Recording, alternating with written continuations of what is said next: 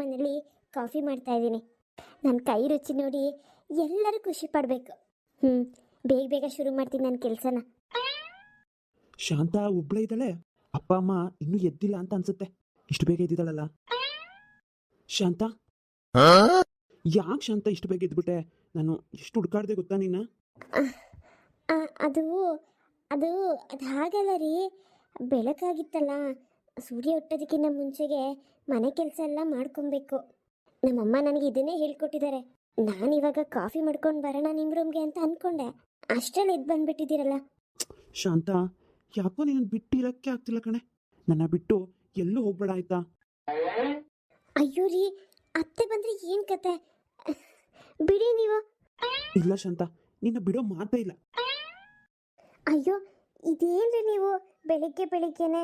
ಹೋಗಿಪ್ಪ, ನಾನು ಕಾಫಿ ಮಾಡ್ಕೊಂಡು ಬರ್ತೀನಿ. ಹೋಗಿ ಮಲ್ಕೋ ಹೋಗಿ ನೀವು. ಶಾಂತ, ಇನ್ನು ಯಾರು ಎದ್ದಿಲ್ಲ ಕಣೆ. ಅಪ್ಪ ಅಮ್ಮ ಇಬ್ರು ಮಲಗಿದ್ದಾರೆ. ನೀನು ಯಾಕೆ ಇಷ್ಟು ಬೇಕಿದ್ದೆ? ಈ ಮನೆ ಕೆಲಸ ಎಲ್ಲ ಮಾಡೋದಕ್ಕೆ ಮನೇಲಿ ಕೆಲಸದವ್ರು ಬರ್ತಾರೆ. ನೀನು ಈ ಕೆಲಸ ಎಲ್ಲ ಮಾಡಬೇಡ. ನೀನು ಆರಾಮಾಗಿ ಯಾವಾಗಲೂ ನನ್ನ ಜೊತೆ ನೀರು ಸಾಕು ರೀ.